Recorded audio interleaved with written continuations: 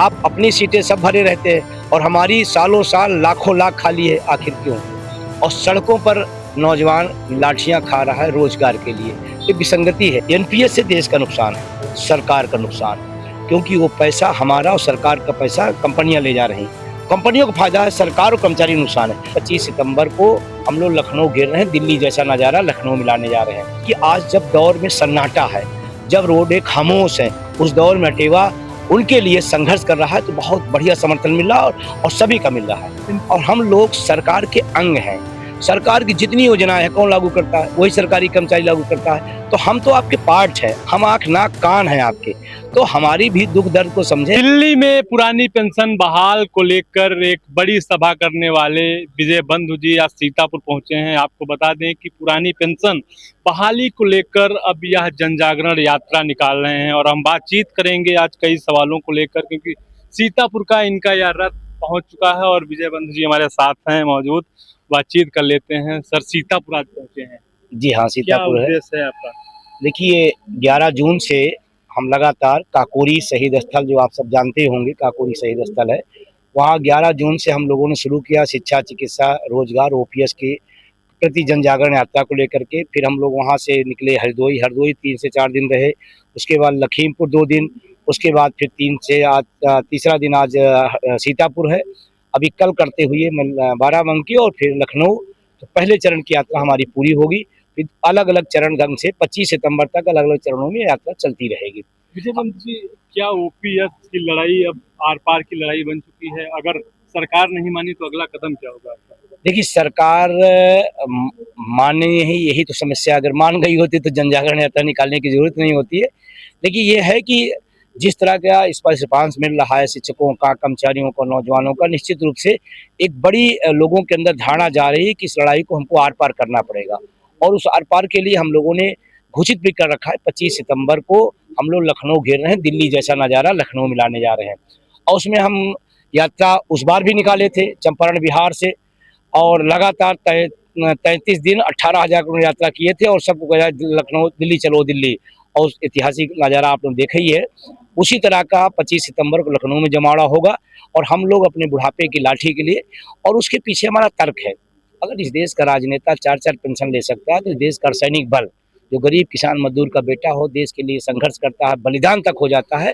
और आपने अगर देखा होगा, पहली लाइन मेरी है कि देश सेवा करने वाले और सैनिक बलों को पुरानी पेंशन न देना कौन सा राष्ट्रवाद है। ये पहली टैग लाइन है। और हम लोग प्रयास ये कर रहे हैं कि भाई इस देश के आम नागरिक जो वोटर भी है, सपोर्टर भी है, इनकम टैक्स भी दे रहा है, तो नेता 4 पेंशन और हमको 1 पेंशन नहीं, ये सवाल है और आम जनता में धारणा बनती जा रही है। दिल्ली में एक बड़ी सभा आपने की, उसके बावजूद भी सरकार नहीं सुन रही, क्यों? देखिए, सरकार की थोड़ी हठधर्मिता है, लेकिन ऐसा नहीं कि संघर्ष से चीज़ें बड़ी हैं। जैसे 4 राज्यों के अंदर पेंशन बहाल हुई, विज्ञापन के आधार पर पेंशन बहाल हुई, और लगातार एनपीएस में संशोधन सुधार कर रहे हैं, लेकिन हम इसे स्वीकार नहीं कर रहे हैं। उसी रैली का असर था कि एनपीएस को जो 20 साल की व्यवस्था थी उसको छोड़ के यूपीएस लाए। हाँ, ये है कि यूपीएस को हमने 3 दिन में पूरे देश को बता दिया कि ये अच्छी नहीं है। 96% लोगों ने उसको नकार दिया। ये बहुत बड़ी हमारी जीत है यूपीएस को नकारने का। और एनपीएस को स्वीकार नहीं कर रहा है, यूपीएस को स्वीकारना, लास्ट में सरकार को ओपीएस पे ही आना पड़ेगा। उसके पीछे कारण बता दें आपको, एनपीएस से देश का नुकसान है, सरकार का नुकसान है, क्योंकि वो पैसा हमारा और सरकार का पैसा कंपनियां ले जा रही हैं। कंपनियों को फायदा है, सरकार और कर्मचारी नुकसान है। हम यही बात समझाने की कोशिश कर रहे हैं कि अपना और हमारा नुकसान क्यों कर रहे हैं, कंपनियों को फायदा क्यों दे रहे हैं, और ओपीएस से देश का फायदा है, कर्मचारी का फायदा है। आपकी जन जागरण यात्रा का मुख्य उद्देश्य है कि लोग अपने हकों के प्रति जागरूक हों, अवेयरनेस आए कि हमारा हक क्या है। जैसे शिक्षा, चिकित्सा एक बड़ा विषय है, जो गरीब गुरबा किसान मजदूर और मध्यम वर्ग है, अगर शिक्षा और चिकित्सा फ्री हो तो हमको लगता है इस देश की तरक्की ज़्यादा होगी। और रोजगार, इसी उत्तर प्रदेश की बात करूँ, 3.5 लाख पद सारे विभाग मिलाकर खाली हैं, और सड़कों पर नौजवान लाठियां खा रहा है रोजगार के लिए। ये विसंगति है। और मजेदार बात एक आपको सामने महत्वपूर्ण कहना चाह रहा हूँ कि इस उत्तर प्रदेश में विधानसभा की 403 सीटें हैं, एक भी सीट नहीं खाली है, सब भरी है। इसी में 80 लोकसभा है, एक भी सीट नहीं खाली है, सब भरी है। आप अपनी सीटें सब भरे रहते हैं और हमारी सालों साल लाखों लाख खाली है, आखिर क्यों? सरकार अपना मतलब काम कर रही है। हाँ, सरकार अपना काम करे, हमारा वाला काम नहीं कर रही। ओपीएस बहाली को लेकर सरकार से अभी तक क्या कुछ बात हुई? देखिए, लगातार बातचीत होती है, हम लोग बात कहते हैं, लेकिन उनका तर्क एक रहता है कि इससे आर्थिक बोझ आएगा। मैंने उसका भी सलूशन निकाला, तमाम अर्थशास्त्रियों के साथ बैठा, मैंने विचार किया कि क्या रास्ता होता था, चलो सरकार को सलूशन बताते हैं। मैं आपसे कह रहा हूँ, सरकार अगर कॉर्पोरेट लोगों पर 2% टैक्स लगा दे, वो वो उनके पास अथाह है। 2% उनके लिए बहुत बड़ी बात नहीं है, लेकिन वो 2% टैक्स से शिक्षकों, कर्मचारियों, अर्धसैनिक बलों सहित सभी को एक नहीं दो ओपीएस दे सकती है। पहले 30-32% कॉर्पोरेट जगत के लोगों को हुआ करता था टैक्स, आज वो घटते घटते 24 के नीचे आ गया है। हमारा टैक्स बढ़ता जा रहा है और उनका घटता जा रहा है। मैं कह रहा हूँ उसी 2% और लगा दो आप, पूरे देश के कर्मचारी सामाजिक सुरक्षा के दायरे में आ जाए। मैं विकल्प दे रहा हूँ सरकार को, रास्ता बता रहा हूँ, अब इससे ज्यादा क्या कर सकता हूँ। आपकी यात्रा को कर्मचारी और आम जनता का कितना समर्थन मिल रहा है? देखिए, ये बहुत महत्वपूर्ण सवाल आपने किया। हम लोग जब इस यात्रा की डिजाइन कर रहे थे तो तमाम लोग कहें गर्मी बहुत है, जून का महीना है, 40-45 टेम्परेचर है, क्या होगा, लोग कौन मिलेंगे। लेकिन आपको अद्भुत बात बताऊं, लोग सड़कों पर 2-2 3-3 घंटा इंतजार कर रहे हैं कि रथ यात्रा आ रही। उनको ये लग रहा है कि आज जब दौर में सन्नाटा है, जब रोड एक खामोश है, उस दौर में अटेवा उनके लिए संघर्ष कर रहा है, तो बहुत बढ़िया समर्थन मिल रहा है और सभी का मिल रहा है। एनपीएस में कर्मचारियों की सबसे बड़ी परेशानी क्या है? एनपीएस दरअसल सामाजिक सुरक्षा नहीं है, और जो सामाजिक सुरक्षा नहीं है उसको हम नहीं लेंगे। सरकार का कहना है कि ओपीएस से सरकारी खजाने पर भारी बोझ पड़ेगा। आप इस तर्क को कैसे देखते हैं? ये बिल्कुल झूठ बोला जा रहा है। अगर सरकारी खजाने पर बहुत भार आएगा तो इस देश का राजनेता पेंशन क्यों ले रहा है, भत्ता क्यों ले रहा है, सुविधाएं क्यों ले रहा है, एक नहीं 4-4 पेंशन क्यों ले रहा है। अगर आर्थिक समस्या है तो हमारे लिए है, उनके लिए नहीं है क्या।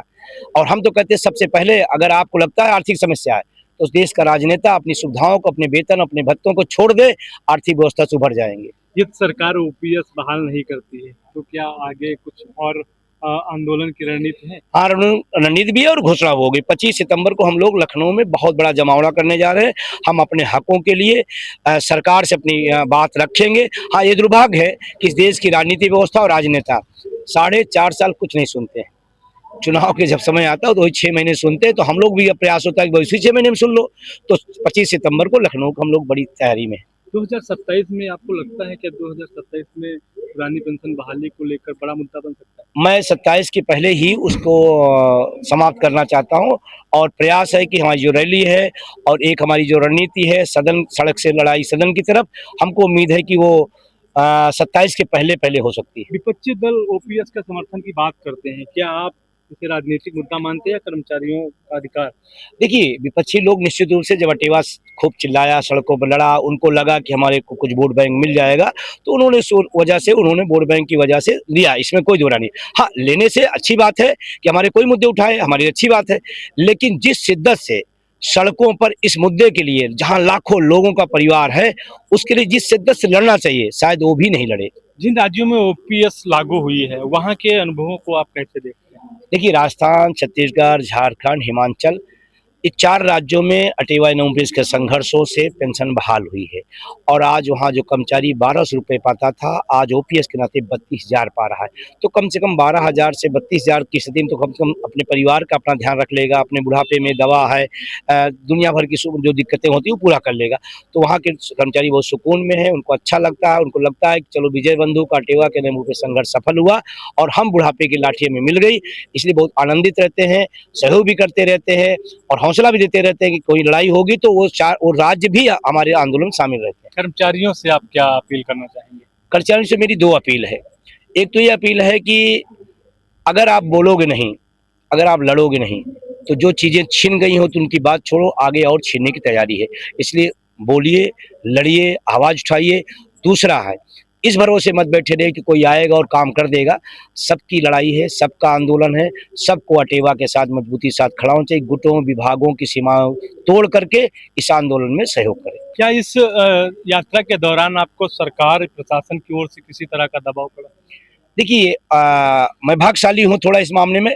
सरकार की बात नहीं, प्रशासन की बात करूँ, क्योंकि ट्रैफिक पुलिस जो खड़ा होता है चौराहों पर, वो भी जब देखता है पुरानी पेंशन तो वो सलूट करता है, कहता है चलो हम नहीं लड़ पा रहे हैं तो लड़े।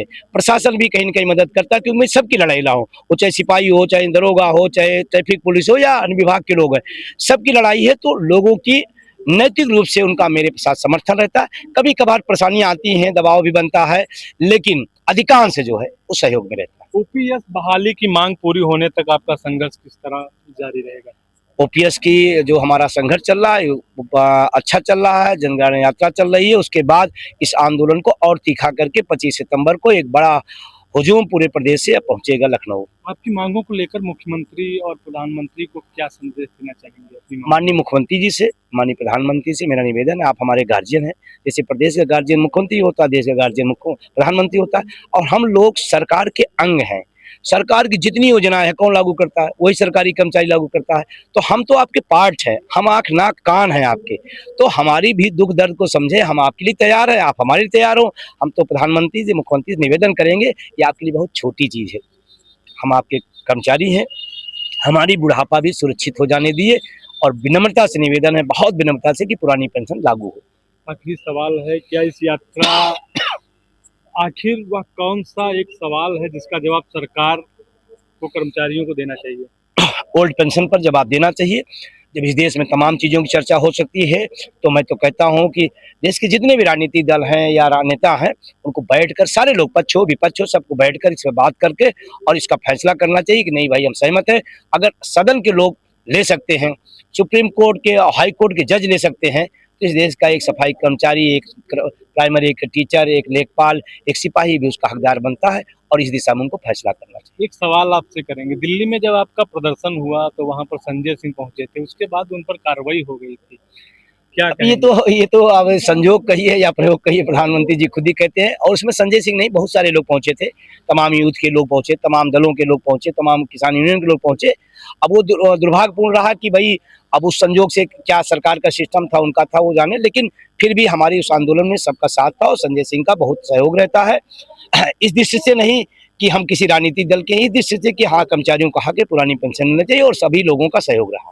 आप जन जागरण यात्रा निकाल रहे हैं, कैसी दिनचर्या रह रही है? अब ये तो आपने बड़ा शायद ही हमारे तमाम जो कर्मचारी वो भी नहीं पूछे आपने, जो हमारे दर्द को पचा। सुबह 8 बजे शुरू करता हूँ, और रात, इस समय भी आप समझ रहे हैं कि कितना बज रहा होगा, हमको लगता है 10 के आसपास होगा, मेरा अंदाजा है, घड़ी नहीं पहना हो। लेकिन सुबह 8 बजे से लेकर रात 10-11 बजे तक लगातार एक-एक दिन में 10-10, 12-12 जनसभाएं, नुक्कड़ सभाएं कर रहे हैं। जन जागरण यात्रा में 50 बार नीचे उतरना, 50 बार ऊपर चढ़ना, 5 आदमी मिल रहा है तब भी मैं माला फूल लिए खड़ा रहता, तो वो जाकर रहता, तो मैंने कहा कि संख्या बहुत रहेगी तभी उतरेंगे, कि उसकी भावनाएं हैं। तो निश्चित रूप से यात्रा कष्टदायी होती है, इसमें कोई दो राय नहीं है, और इसमें गर्मी के समय है और कष्टदायी है। कभी खाना मिलता है, कभी नहीं मिलता, कभी आकर रखा रहता, समय नहीं मिलता। तो यात्रा तो कष्टदायी है, लेकिन यात्रा क्योंकि एक बड़े उद्देश्य और प्रवृत्त उद्देश्य के लिए है, तो उस उद्देश्य की प्रवृत्तता के चक्कर में बहुत सारी थकान, बहुत सारी चीज़ें हैं जो महसूस नहीं होती है। लेकिन अच्छा लगता है कि अगर यात्रा का सफल हो जाए, हमारा उद्देश्य पूरा हो जाए, तो हमें लगता है कि ये थकान, ये दर्द, ये तकलीफें, भूख और प्यास कोई बहुत मायने नहीं रखती। एक सवाल हम आपसे और आखिरी करना चाह रहे हैं, आप जब नौकरी पाए थे, आप सोचे थे आपको पेंशन के लिए इस तरीके की मेहनत करनी पड़ेगी, क्योंकि घर बार छोड़कर आप भ्रमण कर रहे हैं?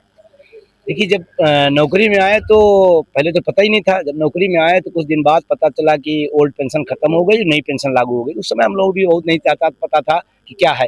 वो तो मैंने फिर थोड़ा-सा कहीं से दिमाग में भी बात आई, तो मैंने खोजना शुरू किया, रिसर्च करना शुरू किया, नेट से जहाँ भी निकला, या कुछ जो कर्मचारी नेता थे उनसे मैंने पूछा, भाई ये क्या है? उनका ये पुरानी बंद हो गई, नई मिलेगी। नई में क्या मिलेगी किसी को नहीं पता। फिर मेरा इंटरेस्ट जागा कि नहीं, ये तो मेरे साथ बहुत बड़ा छलावा है।